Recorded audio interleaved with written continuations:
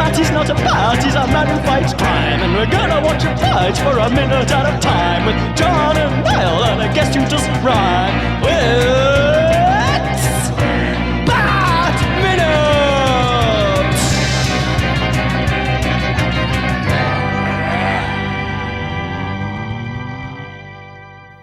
Hello, and welcome once again to Bat Minutes Forever, the podcast where we punch hair like we just don't care. That's one of those weird credits that pops up in this minute. I am one of the hosts, Niall McGowan. And I am your other host, John Parker, the host who has held you, thrilled you, kissed you, perhaps killed you, all movie long. Like some rotting corpses just lying with the headphones in. Well, I mean, you've never been in my basement. Oh. I love the way I'm saying that. I'm in England. We don't really have basements. No. But today we're joined once again by guests for this illustrious credit minutes.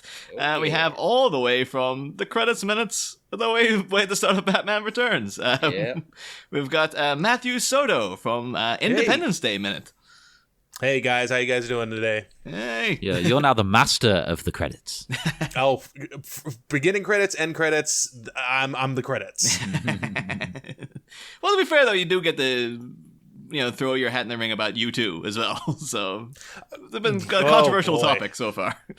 Really? Okay. Yeah. I mean, I understand that they kind of have been a controversial topic for quite some people, but I mean, normally for me, I guess there have been a kind of a normal band, except when they forced their songs on certain iPads or iPods. I don't know. Like, I haven't really been too big into YouTube really too much, so. That's probably a good thing. Everyone here, like, they're one of the biggest bands ever. We've talked about this. They're huge. They're massive. They're gargantuan group.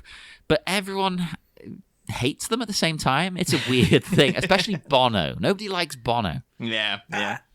I think it's more of like a pretentiousness and like a kind of forcing himself on stuff, not in like a Me Too kind of way, but more of a I'm going to force my feelings and my ideas on my fans, and if you don't like it, Morrissey kind of like, hey, you're kind of dumb. Yeah.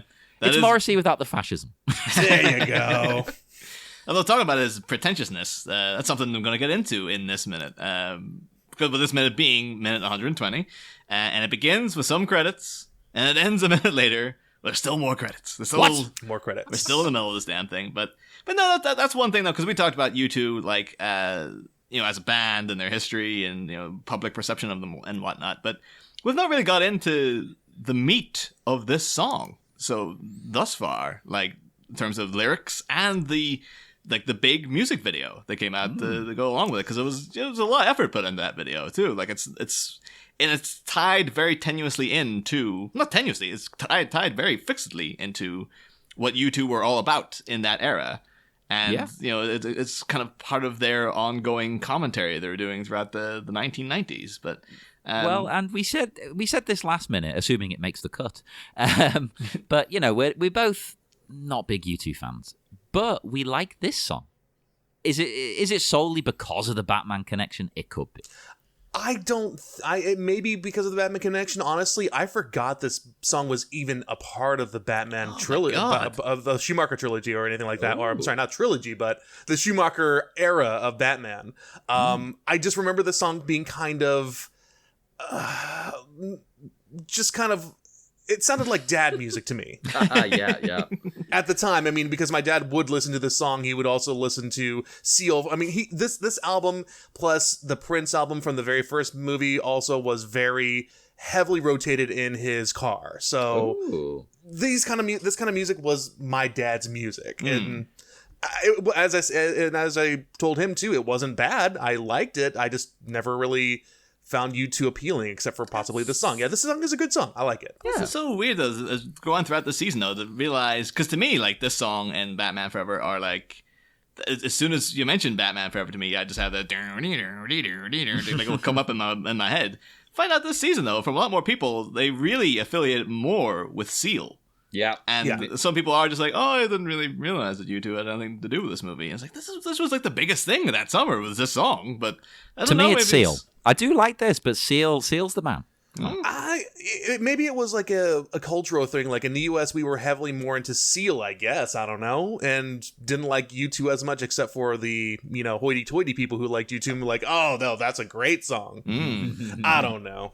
Well, that's the thing, though, because, to get into, jump into a bit of the lyrics here, what this song is about, because this song, you can tie it into Batman, I guess, but originally it was about the trials and tribulations of being a rock star, which you can get, there's just, little bits and bobs throughout it, you got lines like, dressing like your sister, living like a tart, they don't know what you're doing, babe, it must be art, which is kind of you can apply that to people like David Bowie and stuff like that. People come out dressing in very extravagant, weird kind of things. And people it must be so hard being Bono in the 90s, though. You'll get little things like a line they cut out from these end credits.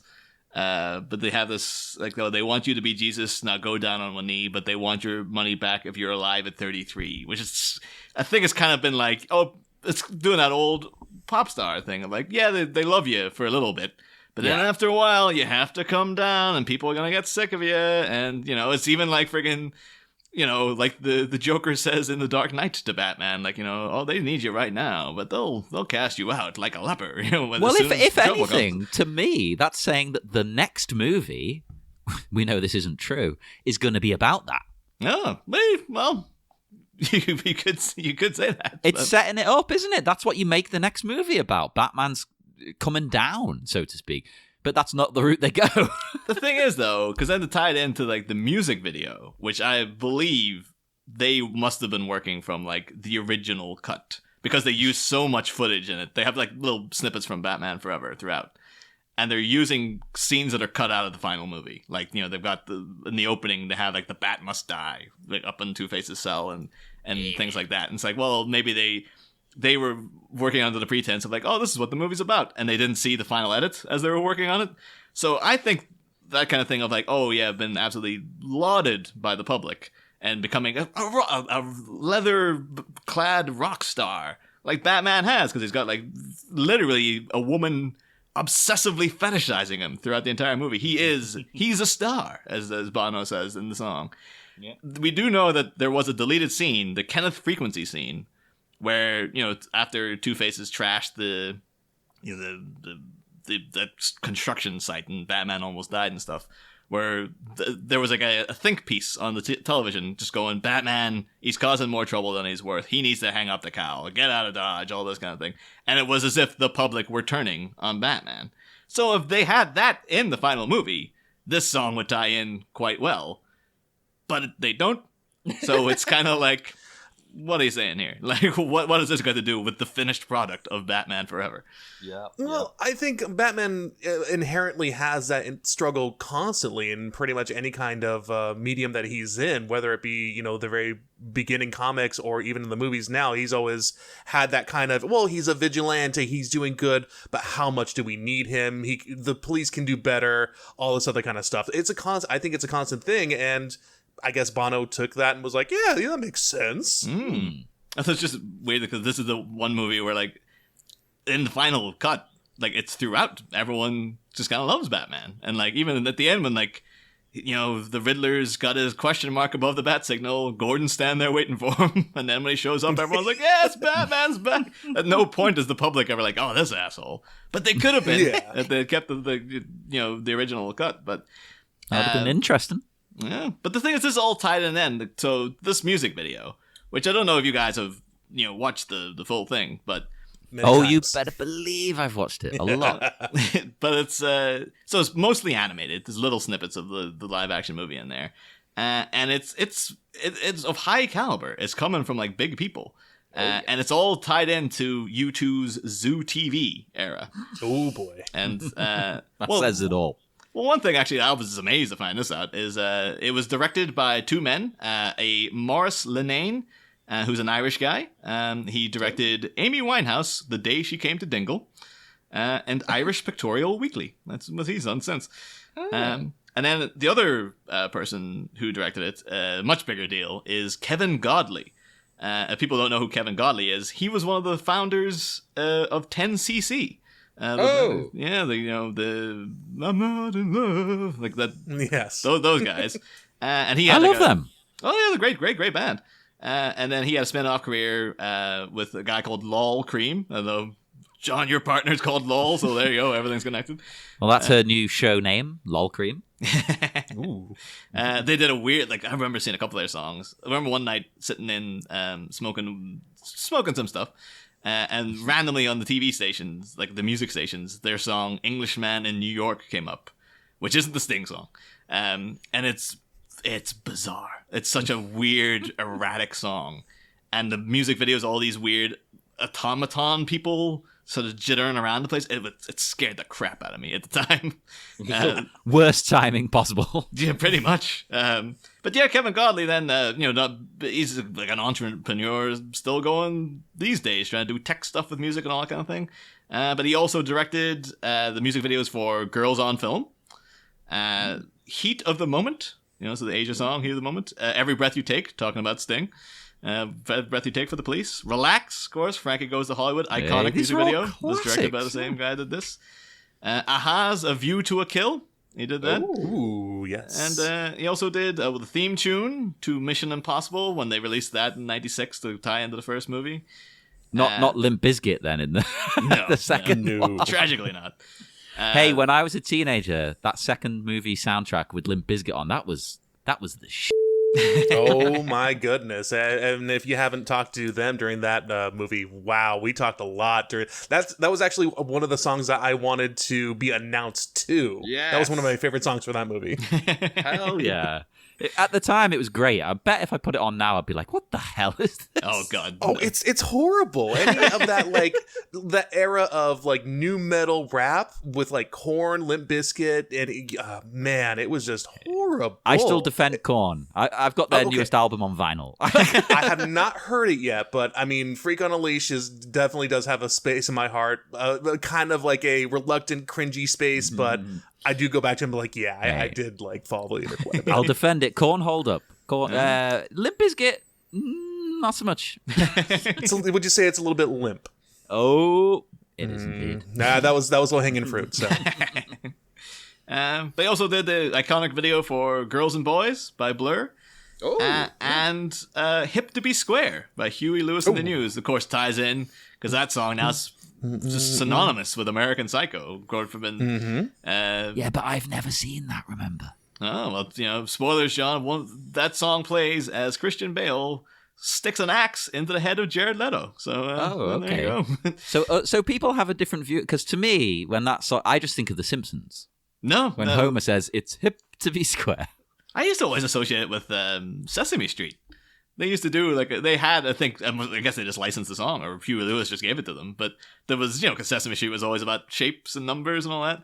And they had a musical number where, like, all these shapes were playing Huey Lewis and the News, and a square was the lead singer singing about how hip it was to be a square.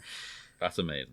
Of course, they changed the lyrics, so it was all like, it's just all right to be a triangle, and all that kind of stuff, too. And it's hip to be square. Yeah. But yeah, so Kevin Godley, so, big deal in the old music video world, and just the music world in general. But he came in to co-direct the video for this. And as you'll see, like, as it goes throughout the video, there's a lot going on. It all seems to revolve around Bono's alter egos from the Zoo TV tour. On Zoo TV, it was described as a multimedia spectacle, satirizing television and media saturation by attempting to instill sensory overload. Which is why I just had loads of screens and stuff up on stage at the time. You could say maybe they got involved because of how oversaturized Batman was in 1989. Maybe it was supposed to be some kind of comment on that. Because that was when it took over the world. Well, that would be too clever. Well, you never know. Because throughout Batman Forever, it was always like, it looks as if they know what they're doing, they just cut it out. So, like, you never know. Maybe there was something intelligent going on there. But, and so we begin seeing the whole Two-Face robbing the bank vault bit is kind of recreated, but it's with Bono's character, Mephisto. What it was supposed to be short for Mephistopheles. Okay, yeah. Yeah, and he's... I had to study that in university. Oh, there you go. But Faustus? his version was he was like a drunken devil. And he used to come out on stage. Bono would come out in like a gold lame suit and his face painted white with horns. And he would talk in an old-timey English accent. Oh, no. And he would just act a bit like a lovey, like an old actor. Like he would regale you with the good old, bad old days of all the crazy things he used to do and stuff like that, when you could get away with it, and these kind of things. And he'd like make prank phone calls to Desmond Tutu and things like that. You know? The height of comedy, prank calling Desmond Tutu. Yeah. But I don't think he literally prank called him, but he would say he was going to prank call him. And then between that, then you get Bono's other alter ego who steps in to fight him, is the Fly. And the Fly is just Bono, from what I can tell. It just with like, large glasses. Yeah, the big, even huge, bigger than usual. Yes, huge sunglasses, leather jacket, slicked back, black hair. And I was like, that's Bono. But he says he's supposed to be like a comment on cliched rock stars and stuff like this. And the egomaniacal persona is like, is it a statement, Bono, or is it just that you are a cliched egomaniacal rock star? That's it. Yep. He did actually note, though, again, this could be a deliberate tie-in. It might not, but he said the Fly's outfit was supposed to have Lou Reed's glasses, Elvis's jacket, and Jim Morrison's trousers. And of course, Jim Morrison was played recently by Val Kilmer at this point, so maybe they did know what they were doing there, but yeah, there's a whole bunch of this crazy crap going on here, like to bring in. You see the origin of the Riddler, you see the origin of Robin and stuff like that. It's intercut with things. There's a whole bit where the Fly is jumping around and his glasses fall off, and he's got holes where his eyes should be. But then all the paparazzi pop out, and like he falls again, and then you see him as an angel in heaven, and then he takes off his halo and morphs them into sunglasses, and then. Oh my god! The television is smashed by a sledgehammer, and you're like, I guess this is saying something. Like, I don't know what it is, but it's saying something. There's a lot of effort. Yeah, I guess that sure. little segment occurs during the turn in tricks on your crucifix and all that kind of stuff. So, like, this is the commentary of the people the paparazzi and tabloids turning on rock stars. But the thing is, then at the end, you have a bit where there's a big chase between Mephisto and the Fly. They do that annoying music video thing. They show you the end of the movie. They show you friggin' Batman throwing the Batarang at Nigma's box. Yeah, but right, if you've not That was seen a good the movie, scene. That was a good. Yeah. If Sorry, you've not watched the movie yet, you don't know that's a spoiler. That's the thing. But you've You've got to come to it as a brand new viewer. You just be like, oh, it's some action scene. I don't know. Yeah, but then if you've seen the music video and you're sitting in the cinema and you're like, oh, there's that thing. I remember this clip from the music video. He's going to throw a Batarang at that. Much more forgetful than you, Niall. I don't know. But yeah, so then you get they have Chase Meridian and Robin fall out of the tubes. Mephisto's car picks up Robin, notably, and then there's Mephisto himself is dancing with Chase Meridian, and then all doing the outro strings. It's all an orchestra made up of Batman, and then it's like. You see, he steps into the spotlight and rips off his skin to reveal Mephisto underneath, who rips off his skin to reveal Batman underneath, who rips off his skin to reveal Mephisto underneath.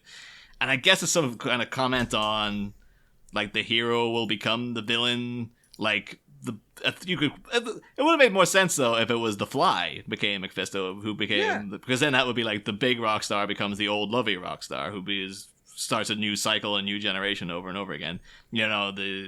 This is a never-ending vicious cycle and things like that. And I guess you could be saying Batman will inevitably become a villain in the people's eyes, or you could say it's about the cycle of villains in Gotham, because Mephisto was Two-Face, who was a little bit like he's the dark mirror version of Batman in most comics and stuff like that. And it just seems a bit like there's a load of stuff going on. I've kind of thought of it as a little bit more simpler. It was more of a Bono probably wanted it to be the Flying Mephisto, but instead they thought, or the directors were like, "Hey man, it's a Batman movie, a Batman music video. Gotta have Batman in there at least once. Yeah. Yep.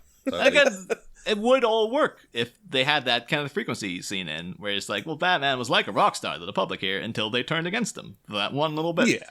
And then all this would have tied together beautifully. Of like, yes, now he's become a nuisance and like the vilified person to the public, and et cetera, et cetera.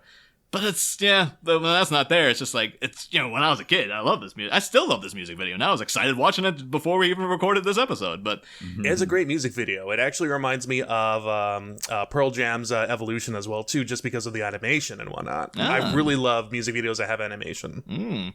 Oh, you talking about Freak on a Leash there earlier, too. Like, there you go. Oh, yeah, exactly.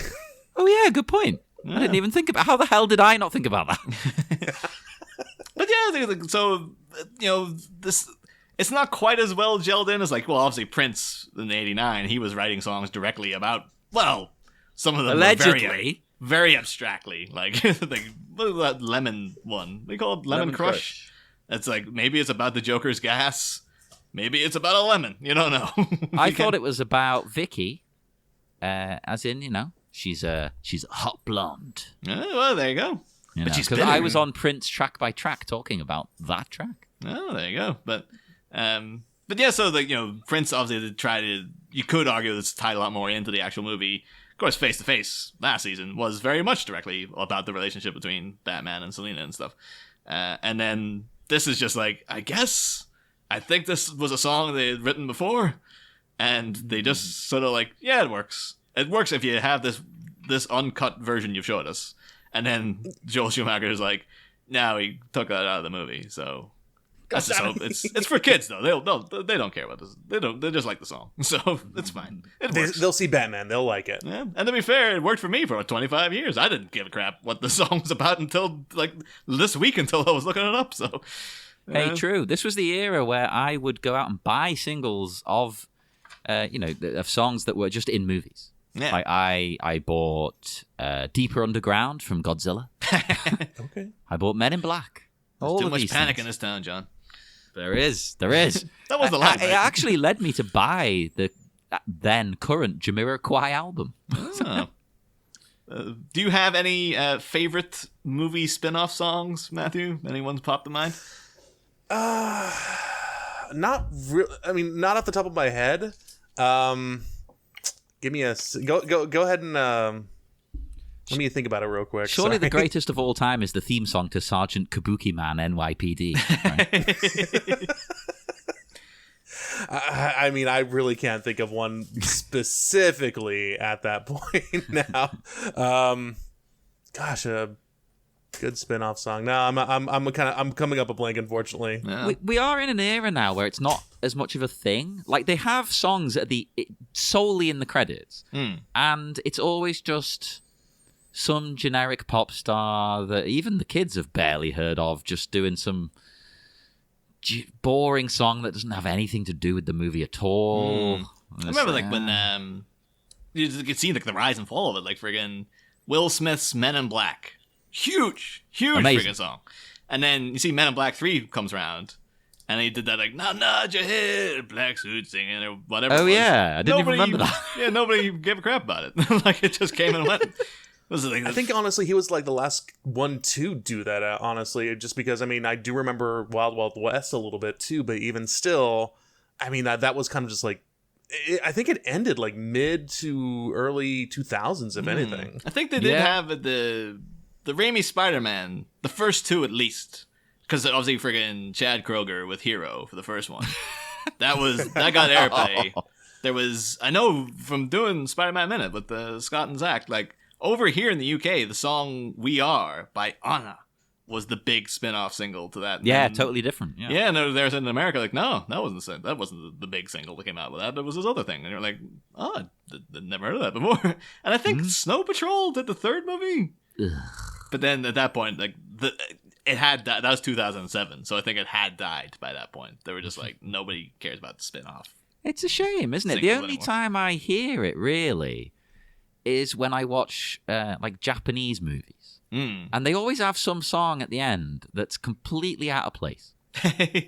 Like actually, you made a joke about it. I was watching the other day, of course, the classic movie it's not really. Sadako versus Kayako, where it's the Ring versus the Grudge. And yet again, in the credits, they had some weird poppy metal track, which was singing in English about the movie. And it's, she coming from the tape for you.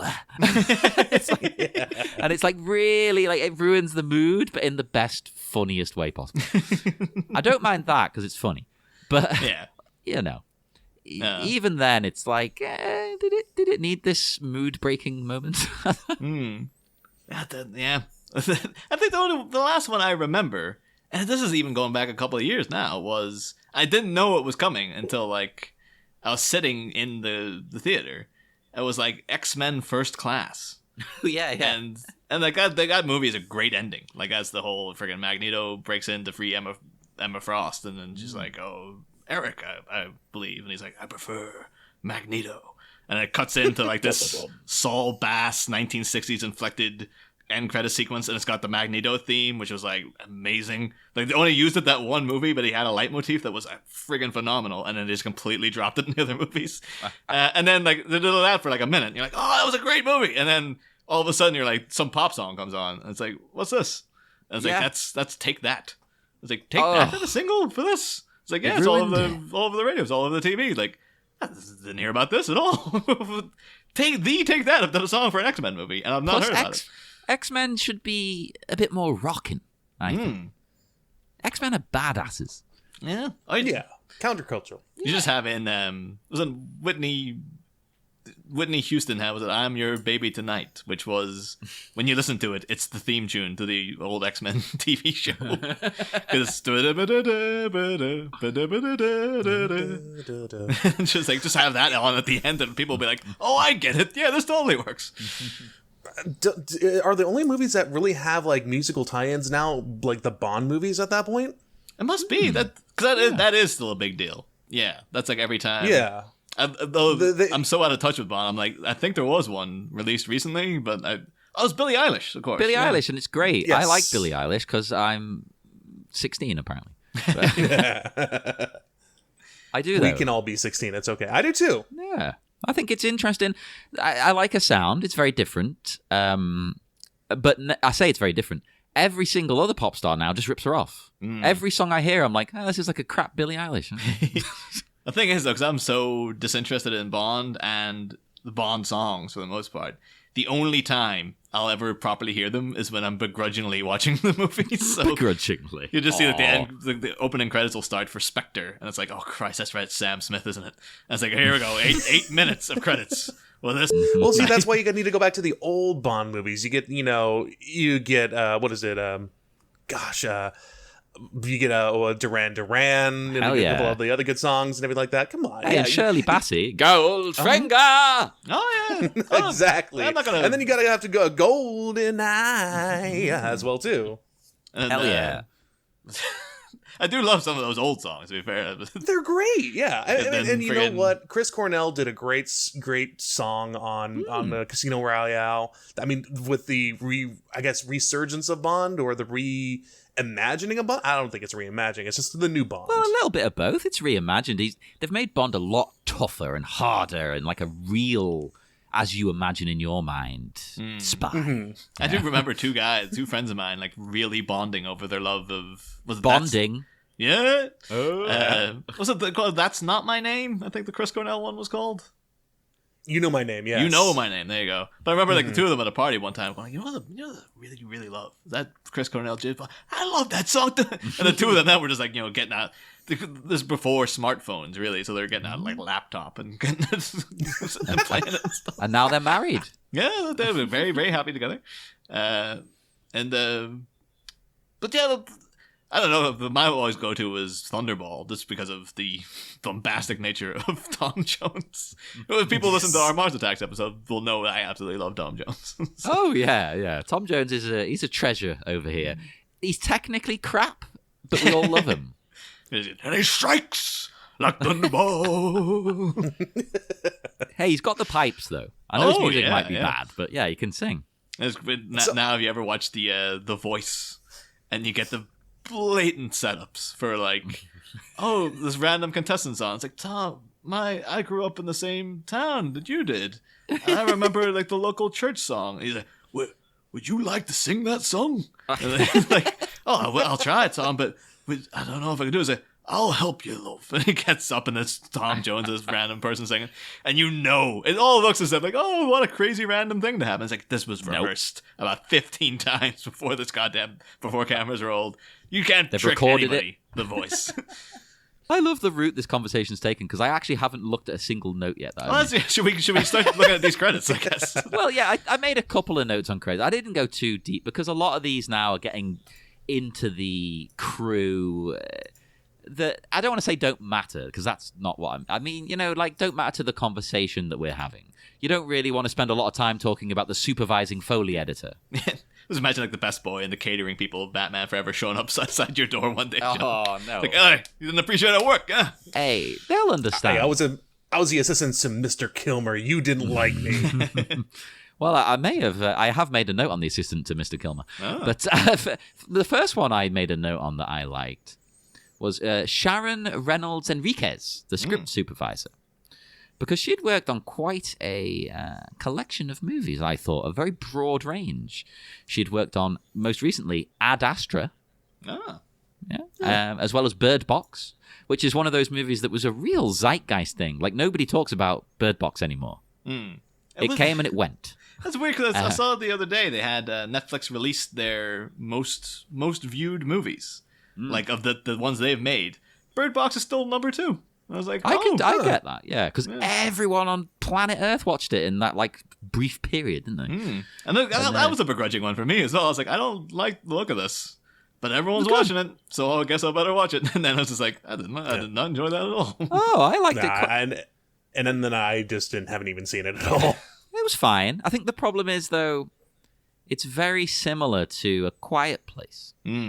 Obviously, a slightly different gimmick, but it's a very similar movie. But she was also working on the original Pirates trilogy.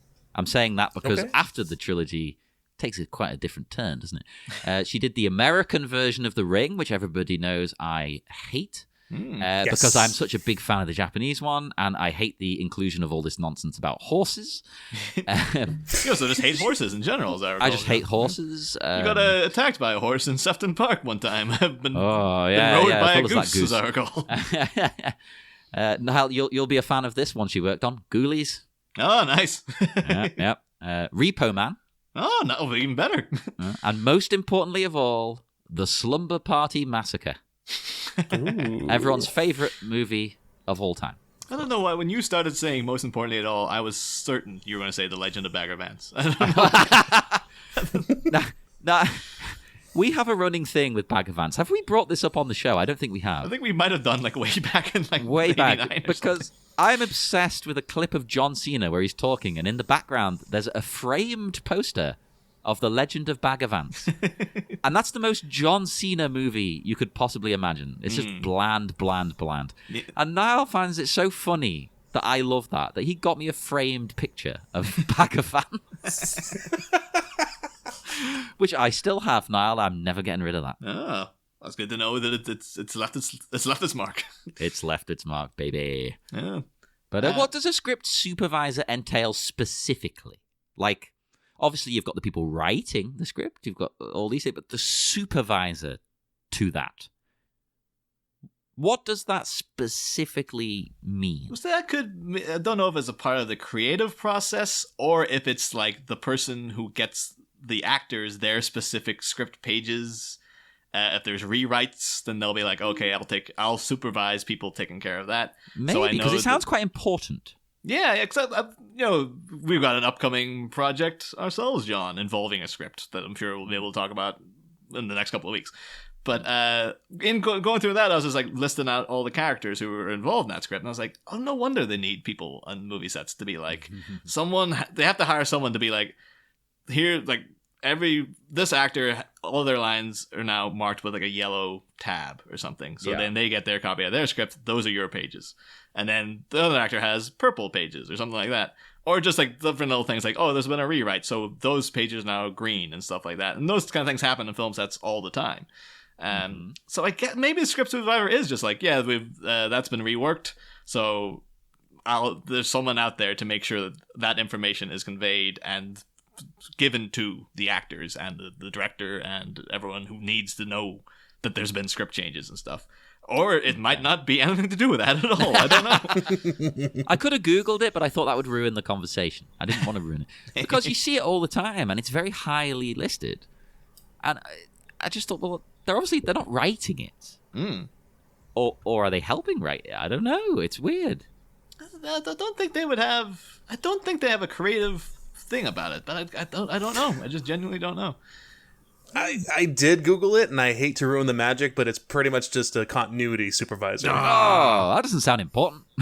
No, I mean, it is. I mean, you basically, it says, is a member of the film crew who oversees the continuity of the motion picture, including wardrobe, props, set dressings, hair and makeup, and other actions and actors during the scene. Okay. So it is important, but I wouldn't call it the script supervisor. I'd give it a different name. I did Google one of the crew, because someone here was the lead person, and because that was interesting to me. Like, what the hell is that? So did you look at it as well now? I looked at the guy. No, I didn't see that one. Yeah, it stood out to me because it's just like, lead person. Is this just some asshole who swaggers on the set like, hey, I'm the big shot today. Like, I'm the lead guy. It's not Val Kilmer. It's not Joel Schumacher. It's me, Chuck McSorley. The answer is no. They're not the lead person at all. The lead person is a part of the set decoration department. No. Yeah, they're responsible for the props and the swing gang. And the swing gang does the set dressing and removal once the movie's wrapped. So, very important, but calling them the lead person is much like best boy. A little bit misleading, maybe. Did you look into the credits of Chuck McSorley, though? Or... No. I looked at a couple little things. He did. He was involved in the Malibu Bikini Shop, where Bruce Greenwood and his brother inherit a bikini shop owned by their aunt. Bruce Greenwood, of course, played Batman in Under the Red Hood. So yeah, it's all connected, I guess. He also worked on She's the Sheriff, Ghostbusters 2, Joel versus the Volcano, Edwards, Scissorhands, and Wood. Falling Down, and then still going. He's like recently did Yesterday, Danny Boyle's movie, and he's working on the new Space Jam, which, not to get into any spoilers, but that's a movie that may just feature Jim Carrey in reprising a role that he's very well known for. So yeah, rumors suggest. Yeah. And of course, there's been set picks as well. Apparently, the Joker's in the movie at some point as well. I don't know what's going on there, but some Joker and Pennywise are both featured in Space Jam 2. Spoilers for Space Jam 2, I guess. But another person I looked into, though, was assistant location manager Val Kim. Is that Val Kilmer under a pseudonym? That's what I was thinking, too. It's like, is this Val Kilmer's side hustle? It's just like, this act doesn't work out. It's so he gets 2 paychecks. He's like a fantastic assistant location manager. Now, can't do the lead location managing, but assistant... I'm your guy. Hell yeah. But no, apparently Val Kim is actually short for Valerie Kim. Tragically, no Val Kilmer connection. I'm assuming they would have called her Val Kim because Val Kilmer was working on the movie, and maybe it was a little in-joke or something, but... Maybe. She's worked on Wedlock, Camp Nowhere, The Rock, of course, is all about Alcatraz. Of course, a bit of this movie was filmed at Alcatraz. And National Treasure, and then her credits stop in the year 2010, which, as we all know, John, means she must be dead.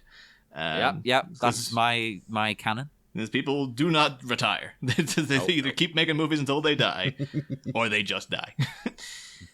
But yeah, anyone else got any other credits they want to jump in with? Yeah, I've got a couple. I've got the head sculptor, who I thought that was an interesting one to look at, because there are still a lot of models and things like this in the movie. It's not all CGI, of course. So that's Yarek Alpha. So he works on the next movie, too. So he comes back. But he also is in a couple of movies that I love. He's in, one that I have never seen here, 2010. Ah. I work with someone who's like, you need to watch 2010. It's just as good. No, it's blatantly not. Shut up. It might be good, but it can't be. It can't be as good. I think there are people who are very hardcore into like, no, it does make sense of the first movie and stuff. It's like, I think there was deliberate efforts made to make the first one abstract, so you should be applying a plot line to it and stuff. And in that, that's manner. the thing. That's what he says to me. He's like, "Oh yeah, don't worry, it's great. It explains the first film." I don't want it to. Yeah, Shut up. Yeah. Honestly, I actually read 2010 before I read 2001. So. Oh, okay. That's an interesting. And so way to I got really. I mean, the book is actually really good. The movie though is, I want to say it's like watching Jaws 1 and then watching Jaws 3. It's very jarring how different they are, but I mean, it's kind of the same thing. It's around the same subject, but it's just so differently written, shot. I mean, obviously shot, but I mean, it's just a different movie altogether. that's how I pictured it. So I didn't like it though. It's a good movie. I mean, it's a nice little space romp. You get some good, Jovian action and everything like that. And Roy Schneider's not bad.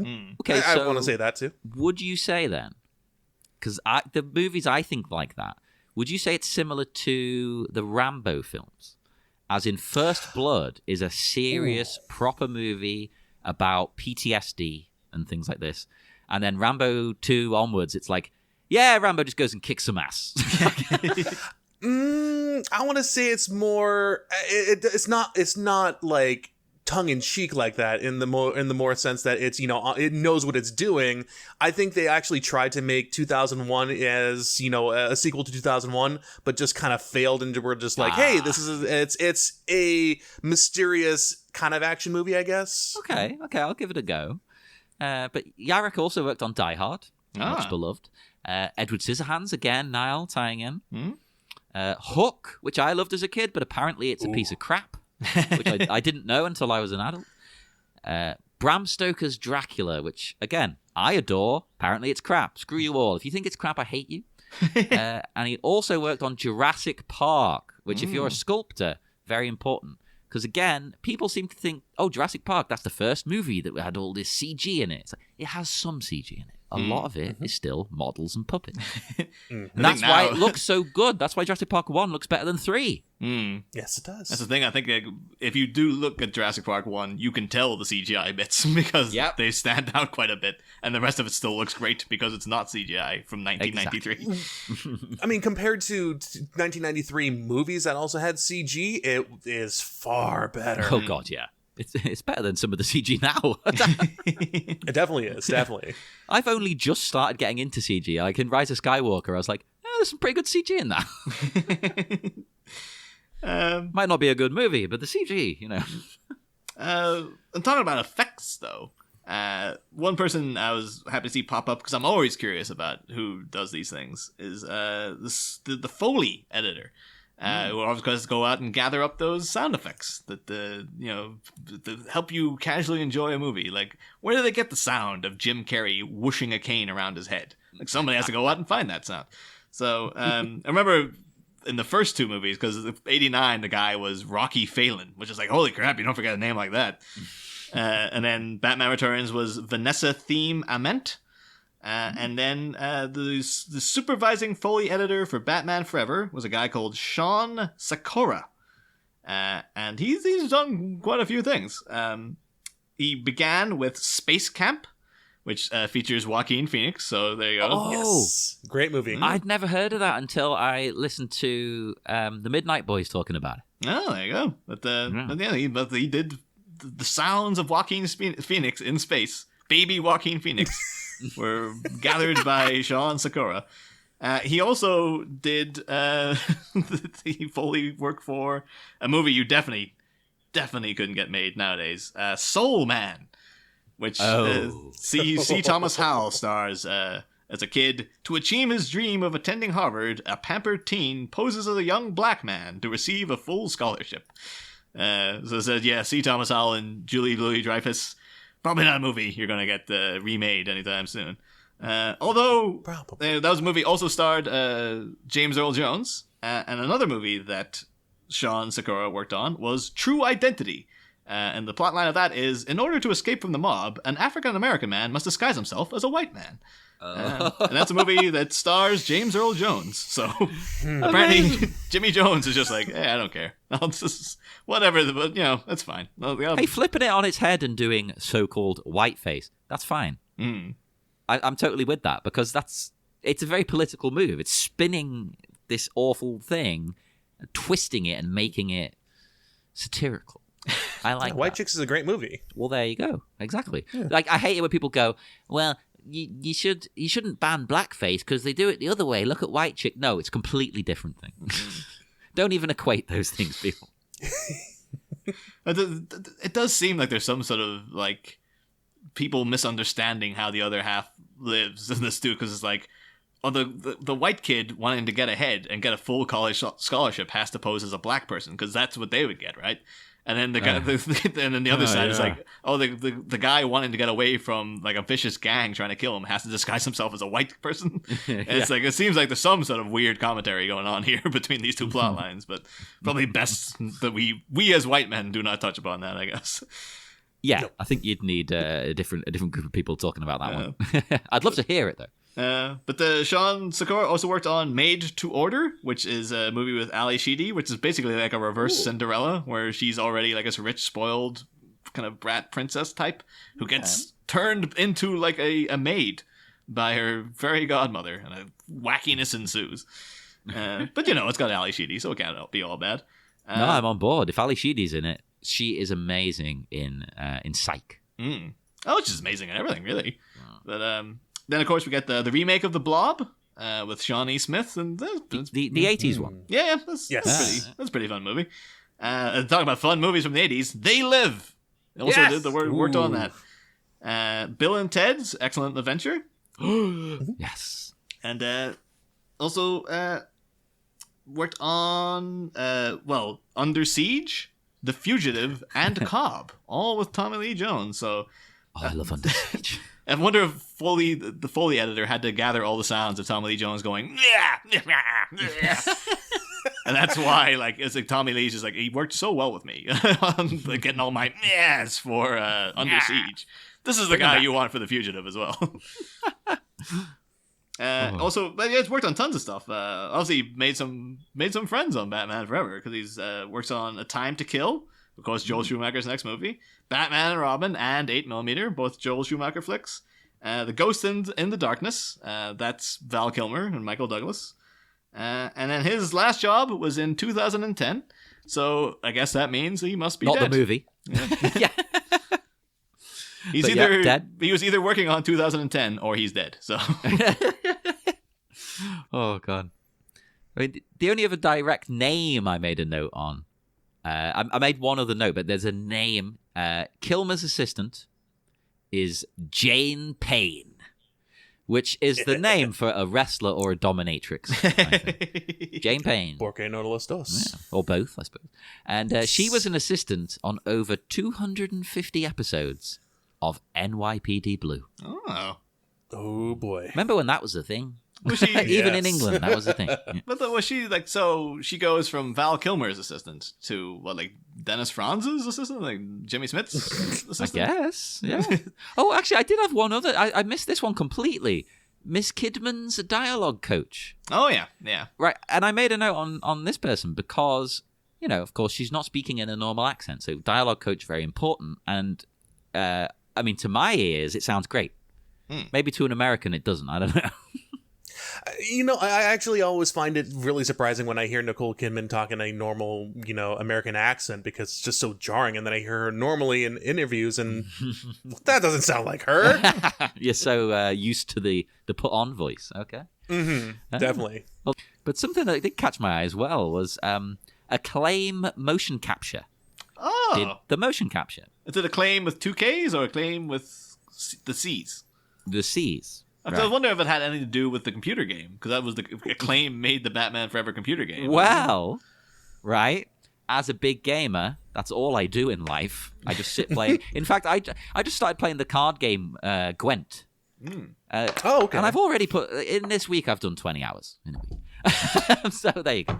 And I've bought cards, but let's leave that before I get bankrupt. So I saw that and was like, okay, Acclaim, that's a gaming company. And then it dawned on me, wait, Acclaim are one of those gaming companies as well who were the pioneers of motion capture gaming. You know, like you'd get, as an example, you'd get Mortal Kombat. You know, I know that's not Acclaim, but you'd get them. It's motion capture people. It's real people doing the moves and things. Acclaim were one of the people at the forefront of that. So I thought, is it them? The answer, Niall, is yes. Hey. They pioneered this. They created this whole thing, and loads of movie studios used Acclaim's stuff specifically. So I looked into it as well, and they designed this specific software, what they used in Batman, for the game Turok Dinosaur Hunter. Okay. And on the N64. And I am a huge fan of Turok. Turok was the best thing ever. I think it was the sequel, though, that I loved the most, when you had multiplayer ripping off GoldenEye, you know. Because I'll never forget the weapon. It drilled into my brain like it does in the game. The cerebral bore. It's a homing drill that you fire, and it homes into your enemy and drills through their brains. It's amazing. And then the South Park game on the N64 was a rip-off of Turok, and instead that had a homing cow that would land on people's heads with its butthole. It would engulf their head with its ass. It's the cerebral bore. That was one of the reviews for 2001, wasn't it? When it came out. I do have all the technical information here about this stuff, but I don't want to go too in depth because it's very dull. But what they did was then taken up by Weta Digital and expanded on to do Lord of the Rings. Yeah, and there you go. Avatar. Oh my god. Yep.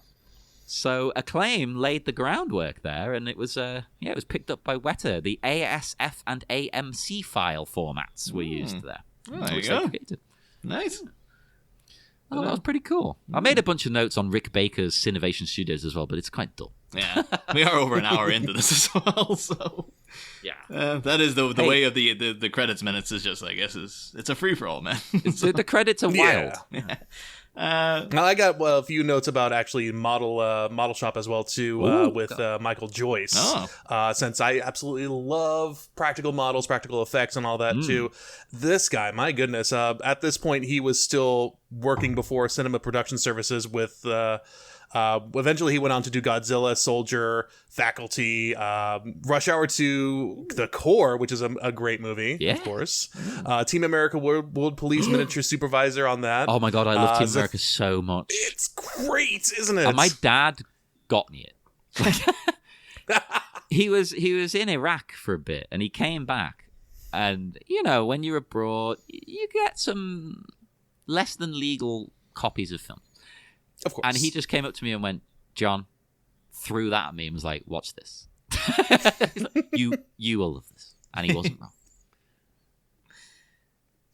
But, I mean, he made just a ton of great models. I mean, one of my favorites, I think, was Back to the Future 3, model maker, uncredited, unfortunately, but he did work on that movie. Amazing. Judgment Day. I'm sorry, Terminator 2 Judgment Day. Yeah. You can't just say T2 anymore either, because they brought out a sequel to Trainspotting that they kept calling T2, which that was crazy. Oh, gosh. It's like, I know Trainspotting's a big deal, but like, who do they think they are? Just like, T2. We're taking T2 now. It's like, T2 is already a thing. But yes, and then going on from there as well to Batman Forever as well to Model Shop Supervisor, but he also did Independence Day miniature models uncredited. So a little bit of a connection there. Hell yeah. And Independence Day. And also Mars Attacks, of course. Oh, yes. I did actually. And the models in that, stellar. That's the thing, though, because I also looked into Mike Joyce, and all those things you mentioned, Matthew, of course, but the thing that stuck out to me was he worked on the TV version of It with like Tim Curry and stuff. And it's like, of all the great things this guy's done, it's like, he didn't make that spider, did he? Like the really crap spider from the end of that TV. The minister, he's like, that was an off day, okay? Like we all have an off day sometimes. Yeah, with everything else in there, the spider is a known. He could have just come in with a hangover that day. It's fine. Plus, they had a TV movie budget, Niall. It's not like they had Independence Day money. You could just, I don't know, just work around it though, or do something. But although there's some weird things, like some of the special effects of the It miniseries are weirdly good because they're a bit naff, like because they look so weird. They just look so like, oh, that doesn't look natural. So that's Which it like, shouldn't do. Yeah, I guess it's like, oh, I guess that works then, because it's not supposed to look natural. It's supposed to be a supernatural entity. So, but yeah, of course, I also noted then that Mike Joyce hasn't worked since 2011. So dead. I guess he's dead. Oh, I love the way I do this, but one time they are going to be dead, and I'll feel awful. I've not checked. Literally every single person we've joked about potentially being dead in this episode. If they are, I'm dead. Not going to apologize because we're just having fun. But I love their work because you know they've done this movie, which, especially through doing the show, I've come to really appreciate.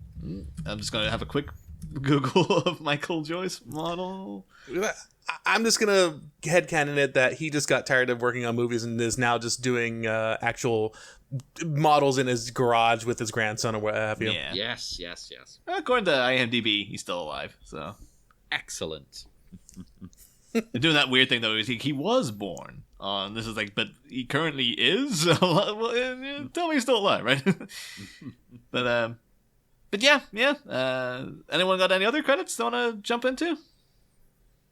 No, I think I'm I was tapped well out. done, yeah. Okay. Well, at this point though, Matthew, like we always ask the guests about their history with Batman Forever. Like, were you of like the right age and persuasion for this to be like the biggest thing? Oh, of course. In '95. Of course. Yeah, I mean, as I talk about Batman with you guys from either the beginning of the movie or the end of the movie, my dad got me heavily into the movies, and actually this one, I believe, what month did this Forever come out in? This would have been out in June, July in the US and UK. So like I think it was June US, July over here.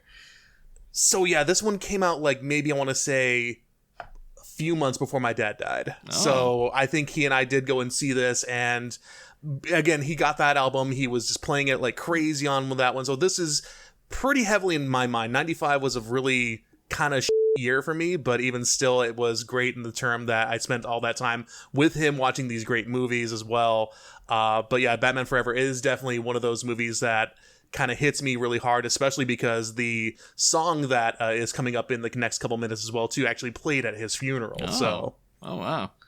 But I mean, it definitely. I mean, I love this movie. This was kind of it was kind of getting weird at this point for me. I was like, okay, I'm still in it. It's interesting. It's kind of like funky, but I mean, I'm just assuming that's Jim Carrey and not anyone else. And then when they get to Batman and Robin, I'm like, okay, now they're going full hog. Let's go. I think it's arguable at this point. It's like Jim Carrey might have been the only person there who like knew what he was doing at least. Yeah, exactly. Were you a Jim Carrey fan at the time, or because he is like he's a guy his career to some has aged like milk, really, but like at the same time he does have great stuff going on since, but like it's just he's so dated in where his legacy actually is. Yeah, at the time, I mean, it was I think my time with him was started out with The Mask, a few of the other movies as well too, Ace Ventura and whatnot. But yeah, he was definitely one of those physical comedic actors that I really just totally enjoyed watching, even if it was something that's kind of held it close to the chest at the very beginning, but then just went full hog into it, like Liar Liar or something like that. I mean, I absolutely loved. Yeah. That's so weird because editing this upcoming week's episodes, I just remember Crystal Beth saying her favorite Jim Carrey movie was Liar Liar. It's like, it's a good because it plays like a normal like, oh, a deadbeat dad, he's not gonna be able to take care of his kid.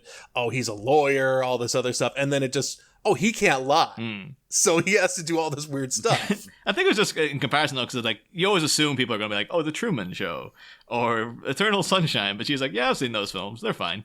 But Liar Liar is his best. Like, okay. Definitely. Yeah, I respect that. I mean, it's a nice middle ground because it shows that, yeah, he can be a normal dude, but then he can also just go crazy if he needs to. And yeah, Truman Show is a great movie. I do love it.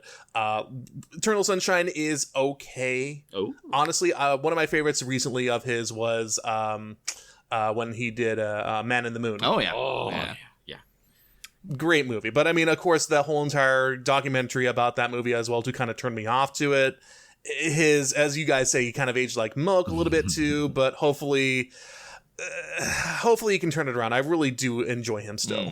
It's just like, I think actually in terms of like where you're coming from though, from Independence Day a minute. It's that thing like probably like what the two biggest movie stars of the 90s are Jim Carrey and Will Smith, pretty much. And it's just weird that like Will Smith, he really kind of stayed steady. Like maybe not in terms of quality, maybe not in terms of like, you know, drastic box office hits and stuff, but like Will Smith is still kicking. Like he's still got a real, like Jim Carrey was thought like, oh, this is the comeback of Sonic and stuff. It's like people hadn't seen him in years. It just vanished and stuff. Whereas Will Smith has always been like, occasionally you'll hear the word comeback come, but it's like he never went away. He's always been very successful. Yeah. And has always been in the public eye, and he still looks exactly the same as he did in the mid-90s. So, here's where I'll get into my little conspiracy theory. It's because of that Scientology genome that they're pumping him full of. Oh, you think it's him, Tom Cruise, and then exactly they got to keep him pumping. They got to keep him going. Get that money, baby. On that bombshell, we will now head off into the dark, dark night. Would our wonderful, illustrious, amazing guest like to tell people where he can be found online and, of course, your excellent show as well? Of course, yeah, definitely. You can find us, myself and a couple of my other hosts at the Independence Day Minute. We've ID4Min on Twitter, ID4Minute on any of the podcatchers of your choice. We actually wrapped as well too recently after a little bit of a hiatus just because we got a little bit too hard and heavy into that movie. But we did finish, and thankfully Alex and Johan are possibly looking into doing something on their own. For myself, I'm pretty much relegated to guest host at this point just because, man, I'm getting to a little too... I love it, but I hate editing. My goodness, I'm tired of it. So too old no for more this from me shit. for a little bit. But yeah, you guys can find us at ID4 Minutes, Independence Day, 1 minute at a time. We're finished with that. And then Johan and myself, we did Roughneck Minute, doing Starship Troopers 1 minute at a time. And Alex did Galaxy Quest Minute 1 minute at a time. Hell yeah, all wonderful stuff. So check every one of those out, people. Go and listen to them now. We're almost done. Go check those out. We've only got a couple more episodes. And do come and speak to us, though. We're on Facebook at the Batminute Listeners Cave. Also, subscribe to the Patreon where there's loads of new content coming, John. Yeah. Subscribe to the Patreon. Always got to plug that. Not because we're shilling, because it's very cheap. It's only a couple of dollars, and you get bonus stuff. You get the Batminute bonus stuff. You get my other show, the Hedvig bonus stuff. You get all that. Basically, anytime I'm bored and locked in the house with my partner, we just record something. So you just get stuff. We'll just chuck things on there when we've got nothing to do. It's great. It's wonderful.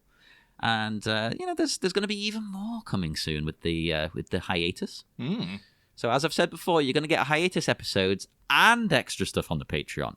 Yeah, it's amazing. It's everywhere. There's plenty to cover. So, But do join us again because there are still a couple more of these wonderful credits minutes to come. Join us again next time here on Bat Minute Forever. Next time, signed, sealed, and delivered.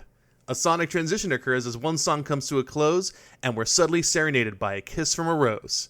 But while we may be titillated by a tune from the former Mr. Heidi Klum, could the continuing cascade of monikers include credits from the camera crew and boom? Find out next week. Same Bat Pod, different Bat Minute. Ba-da-da, ba-da-da-da-da-da-da-da-da-da.